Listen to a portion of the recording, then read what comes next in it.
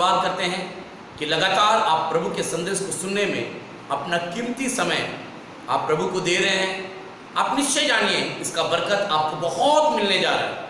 और आपसे निवेदन है, जब आप इस संदेश को सुनते हैं तो आप कोशिश करिए दूसरों को भी ये संदेश भेज दीजिए और उससे कहिए इस संदेश को सुनिए, क्योंकि मालूम है इन दिनों में बहुत सारे लोगों के पास परमेश्वर का वचन नहीं पहुंच रहा है।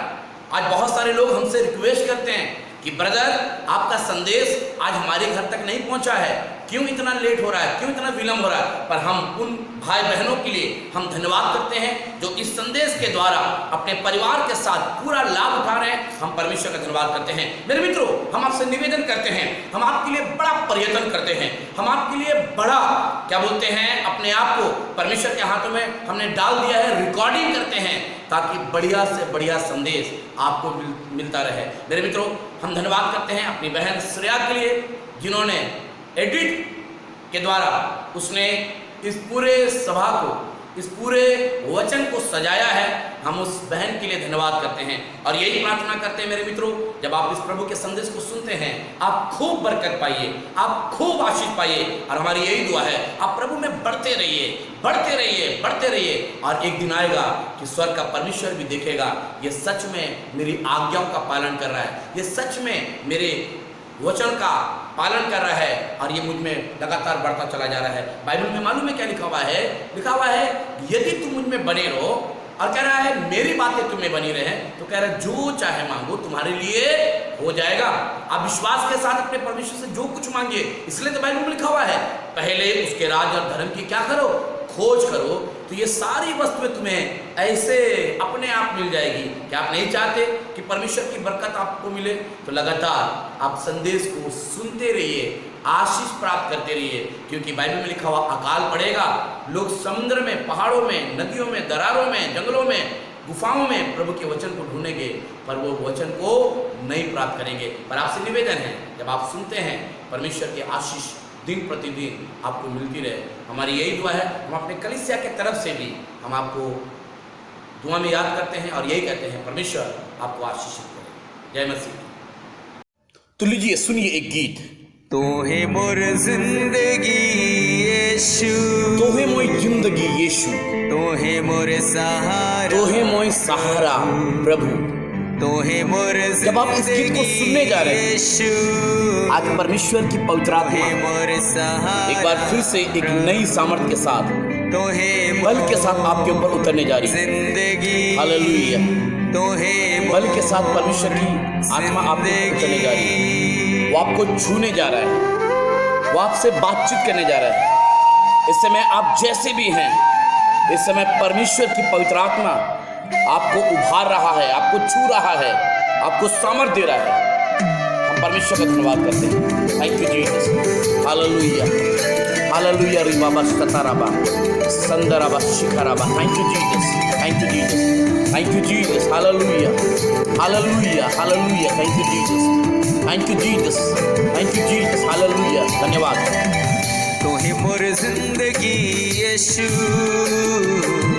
तो है मोर सहारा प्रभु, तो है मोर जिंदगी यीशु, तो है मोर सहारा प्रभु, तो है मोर जिंदगी, तो है मोर जिंदगी, तो है मोर जिंदगी यीशु, तो है मोर सहारा प्रभु, तो है मोर जिंदगी यीशु, तो है मोर सहारा प्रभु। ये जिंदगी आपको यीशु मसीह नहीं दिया है। अगर आपके चारों तरफ उसने बाड़ा बांधा है, वो आपकी सुरक्षा के लिए बांधा है। यदि वो आपको नाम लेकर बुला रहा है, वो आपसे मोहब्बत करता है और वो चाहता है यही। जिंदगी तो दे ले, प्यार मुके कर ले, आपन बनाए ले ले हो। हालेलुया, रिबाबा सताराबा। जिंदगी तो दे ले, प्यार मुके कर ले, आपन बनाए ले ले हो। तोर से प्रभु, चाहो ना तोके दिलो जा से, करो ना प्यार तोर से प्रभु, चाहो ना तोके दिलो जा से, तोहे मोर जिंदगी, तोहे मोर जिंदगी, तोहे मोर जिंदगी यीशु, तोहे मोर सहारा प्रभु, तोहे मोर जिंदगी यीशु, तोहे मोर सहारा प्रभु। यीशु मसीह ने जो जिंदगी आपको दिया है ये बहुत बहुमूल्य जिंदगी है। अगर यीशु मसीह ने माँ के गर्भ से आपको चुना है तो उसने अपनी महिमा के लिए चुना आपको। और इस समय जबकि आप प्रभु के गीत को सुन रहे हैं, परमेश्वर आशीष दे रहा है। मोर यीशु पापों से छुड़ा ले, नया जीवन दे ले हो। Thank you Jesus, hallelujah. तोहे मोर यीशु पापों से छुड़ा ले, नया जीवन दे ले हो। करबो प्यार तोर से प्रभु, तोरे संगे संगे जाबो। हालेलुया। करबो प्यार तोर से प्रभु, तोरे संगे संगे जाबो। तोहे मोर जिंदगी, तोहे मोर जिंदगी, तोहे मोर जिंदगी यीशु, तोहे मोर सहारा प्रभु, तोहे मोर जिंदगी यीशु, हालेलुया। तोहे मोर सहारा प्रभु। हम परमेश्वर पिता का धन्यवाद करते हैं जो इस समय इस गीत के माध्यम से आपसे बातचीत कर रहा है। और हम परमेश्वर का धन्यवाद करते हैं, आसमान आपके लिए खुला हुआ है, आसमान से ओस के माफिक बारिश आपके जीवन में हो रही है। हालेलुया। जिंदगी मोर यीशु तोरे लागिन जियबो, तोरे सेवा करबो। आप यीशु मसीह के लिए जिंदगी जीजिए और उसी की सेवा करिए। जिंदगी मोर यीशु तोरे लागिन जियबो, तोरे सेवा करबो। तोरे प्यार के मोर प्रभु, ई जहां के बताबो। Thank you Jesus, hallelujah. तोरे प्यार के मोर प्रभु, ई जहां के बताबो। अगर आप इस गीत को सुन रहे हैं, आप परमेश्वर के वचन को सुन रहे हैं, जिंदगी आप कोशिश करिए, तोहे मोर आप दूसरों को भी भेज दीजिए, जिंदगी, आप दूसरों को भी भेज दीजिए ताकि वो भी सुनकर परमेश्वर के आशीष को प्राप्त कर सके। आज बहुत सारे लोगों को परमेश्वर का वचन नहीं मिल रहा है, परमेश्वर के गीत नहीं गा पा रहे हैं, पर जब आप इस काम को करेंगे, आप सहायता करेंगे, परमेश्वर इसमें आपको बहुत बहुत बरकत देगा, परमेश्वर बहुत आशीष देगा। थैंक यू जीसस, जिंदगी हालेलुया, तोहे hallelujah. More thank you Jesus, thank you Jesus, तोहे मोर Thank you, Jesus. जिंदगी यीशु, आज के बाद इस बात का निर्णय लीजिए तोहे मोर कि आप सहारा अकेले अपने घर में नहीं सुनेंगे, वरन दूसरों को भी फॉरवर्ड कर देंगे। और आप प्रभु से कहिए, प्रभु क्या मालूम इसको सुनकर कोई दूसरा आशीष को प्राप्त कर ले, क्या किसी की जिंदगी बदल जाए। हो सकता है, परमेश्वर कुछ भी कर सकता है। परमेश्वर एक कागज के टुकड़े के द्वारा लोगों की जिंदगी को बदल सकता है, तो ये तो कुछ नहीं है। Thank you Jesus, hallelujah, hallelujah. Thank you Jesus, thank you Jesus, आमीन, आमीन, आमीन, आमीन। Thank you Jesus, thank you Jesus, thank you Jesus, thank you Jesus, thank you Jesus. यीशु मसीह के अतुल्य सामर्थी नाम में आपको हमारा प्यार भरा नमस्कार। मित्रों, हम परमेश्वर का धन्यवाद करते हैं कि वो सच में अद्भुत युक्ति करने वाला परमेश्वर है। उस परमेश्वर की जितनी भी बड़ाई की जाए वो शायद कम होगा। हम धन्यवाद करते हैं कि लगातार आप प्रभु के वचन के द्वारा आप को परमेश्वर आशीषित कर रहा है। हम धन्यवाद करते हैं और लगातार आपके एवं आपके परिवार के लिए हम दुआएं करते हैं कि परमेश्वर अपनी कृपा दृष्टि निरंतर आप सबों के ऊपर बना के रखे। दाऊद कहता है हम मिट नहीं गए, ये उसकी महान करुणा का प्रतिफल है और उसकी दया हर दिन नई होती जाती है। मित्रों, आज परमेश्वर के वचन से आज कुछ बातों को आज हम लोग देखने जा रहे हैं। भजन संहिता 115 अध्याय और उसकी 12वीं आयत। यहां पर इस प्रकार से लिखा हुआ है, यहोवा ने हमको स्मरण किया है, वो हमें आशीष देगा। वो इज़राइल के घराने को आशीष देगा, वो हारून के घराने को आशीष देगा। क्या छोटे क्या बड़े, जितने यहोवा के डरबैये हैं, लिखा वो उन्हें आशीष देगा। यहां पर कह रहा है यहोवा ने हमको स्मरण किया है। क्यों? क्योंकि वो हमें आशीष देगा। मेरे मित्रों, हम परमेश्वर का धन्यवाद करते हैं। परमेश्वर ने आज हमको याद किया है। कितनी खुशी की बात है, कितने आनंद का विषय है कि परमेश्वर ने हमें याद किया है। परमेश्वर ने आपको याद किया है। परमेश्वर ने आपके बच्चों को याद किया है। परमेश्वर ने आपके पति को याद किया है। परमेश्वर ने आपके माता आपके पिता को याद किया है। हम परमेश्वर का धन्यवाद करते हैं। उसने मिंटू को याद नहीं किया, उसने पिंटू को याद नहीं किया और ना ही चिंटू को याद किया है, वरन वो सबको याद करता है। हम परमेश्वर का धन्यवाद करते हैं। मेरे प्रियो, परमेश्वर एक दिन के लिए याद नहीं करता, 2 दिन के लिए भी याद नहीं करता, या 1 महीने के लिए याद नहीं करता, या साल भर के लिए याद नहीं करता, वरन वो याद करता इसलिए है क्योंकि हम और आप उसी के हाथों की रचना है। यही दाऊद कह रहा है, जब मां के गर्भ में मैं बनाया ही जा रहा था तो कह रहा है मेरे हड्डियों का विवरण तेरी पुस्तक में लिख ले गई। मेरे मित्रों, आज हम परमेश्वर का धन्यवाद करते हैं कि परमेश्वर का वचन भजन संहिता 34 का 15 में इस प्रकार से लिखा है, यहोवा की आंखें धर्मियों पर लगी रहती है और उसके कान भी उसकी दुहाई की ओर लगे रहते हैं। कह रहा है यहोवा की आंखें धर्मियों की ओर लगी रहती है। आज हम परमेश्वर का शुक्रगुजारी करते हैं कि बाइबल में लिखा हुआ है परमेश्वर की आंखें पृथ्वी पर देखती रहती है। कौन?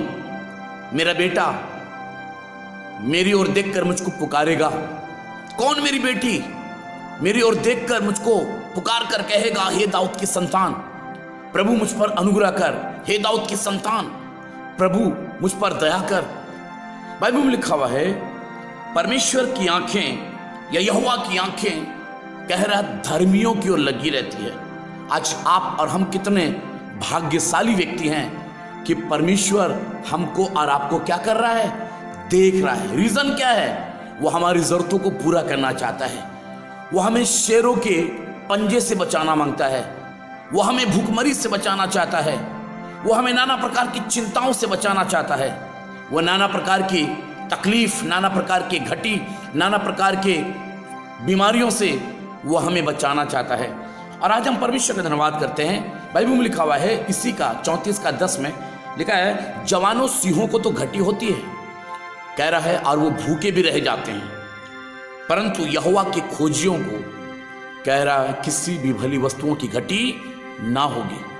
कह रहा है जवानों सिंहों को तो घटी होती है और वे भूखे भी रह जाते हैं, परंतु कह रहा परमेश्वर के खोजियों को किसी भी भली वस्तुओं की घटी नहीं होती। मालूम है क्यों? क्योंकि परमेश्वर को मालूम है आप उसके बेटे हैं, आप उसकी बेटियां हैं, आप उसके दास हैं, आप उसके दासी हैं। परमेश्वर को मालूम है कि मुझको किस तरीके से इसका इंतज़ाम करना है। मेरे प्रियो, मैं बहुत दिन पहले मैंने एक किताब में पढ़ा था, बताते हैं एक सैनिक था जो बहुत कर्जा लिया हुआ था और आपको मालूम है वो हर दिन अपनी डायरी में लिखा करता था, सो एंड सो से मैंने इतना कर्जा लिया है, सो एंड सो से मैंने इतना कर्जा लिया है, सो एंड सो से इतना कर्जा लिया है। आपको मालूम है उसके पास छोटे छोटे बच्चे थे।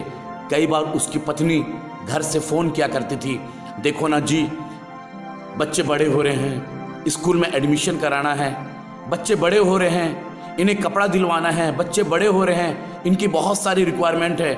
और जब जब यह सैनिक उस चिट्ठी को पढ़ता था ये रो रो कर कहता था, मैं कैसे अपने परिवार की मदद करूं, मैं तो कर्ज में डूबा हुआ हूं, मैं तो बहुत ज़्यादा कर्ज में फंसा हुआ हूं, मुझे इस जंजाल से कौन निकालेगा, मुझे इस कर्ज से कौन हमें निकालेगा।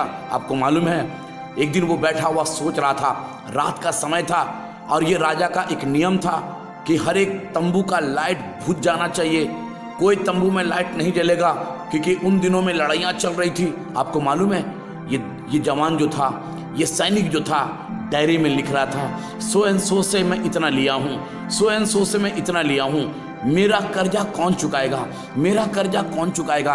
रात का समय था, ये लिखते लिखते लिखते लिखते लिखते ये सैनिक सो गया। लगभग 2 बज रहा था रात का। आपको मालूम है इसके टेबल में पिस्तौल रखा हुआ था। इसने सोच रखा था कि मैं सारे लोगों का नाम लिख लूँगा और मैं गोली मार लूँगा, मैं सुसाइड कर लूँगा, मैं मर जाऊँगा, मैं जीना नहीं चाहता। आपको मालूम है जब ये सो गया रात का समय, राजा ने अपने एक सैनिक को भेजा, जाओ देख के आओ कौन ऐसा व्यक्ति है जिसने अपने तंबू में लाइट को जला के रखा है, कौन ऐसा व्यक्ति है जिसने मेरे आज्ञा का उल्लंघन किया है, मेरी आज्ञाओं का पालन नहीं किया। तुम जाओ और जाकर उस तंबू में देख के आओ। आपको मालूम है जब वो तंबू में गया तो उसने एक विचित्र चीज देखा, डायरी रखा हुआ है और उसके ऊपर लिखा हुआ था, मेरा कर्जा कौन चुकाएगा, मेरा कर्जा कौन चुकाएगा। मेरी पत्नी अक्सर फ़ोन किया करती है, मेरी पत्नी अक्सर चिट्ठी लिखा करती है, बच्चे बड़े हो गए हैं, बच्चे अब बड़े हो रहे हैं, स्कूल जाना है, बहुत सारी चीज़ें हैं, बहुत सारी ज़रूरतें हैं। बहुत बार वो कई बार कहते हैं मम्मी मुझको वो खाना है, मम्मी मुझको वो दिला दो, ये दिला दो, पर माँ के पास पैसा नहीं है। आपको मालूम है ये व्यक्ति लिखते लिखते सो गया। और आपको मालूम है जब उस सैनिक ने उस चीज़ को पढ़ा वो भी वहाँ पर खड़े होकर रोने लगा। वो राजा के पास गया, जाकर कहा, सम्राट सम्राट। आपको मालूम है उस समय जॉर्ज निकोलस वहाँ का सम्राट था। कहा, महाराज एक व्यक्ति है जो बहुत थका हुआ है, बहुत दुखी है, बड़ा परेशान है, कर्जा में डूबा हुआ है, सच वो सुसाइड करना चाह रहा था, पर वो लिखते लिखते सो गया। राजा भेष बदल कर गया, कपड़ा बदल कर वहाँ पर गया और उसने उस डायरी के ऊपर मोहर लगा दिया, साइन कर दिया और उसने कहा, मैं रोम का सम्राट जॉर्ज निकोलस तुम्हारे कर्जा को मैं माफ़ करता हूँ, मैं तुम्हारे कर्जा को मैं माफ़ करता हूँ। आपको मालूम है मित्रों, जब ये सैनिक सुबह उठा इसने क्या देखा, उसके डायरी में लिखा हुआ था, मैं रोम का सम्राट जॉर्ज निकोलस तुम्हारे कर्जा को मैं माफ़ करता हूँ। यह आनंद से उछलने लगा, यह आनंद से जय जयकार करने लगा, यह आनंद से परमेश्वर की महिमा करने लगा।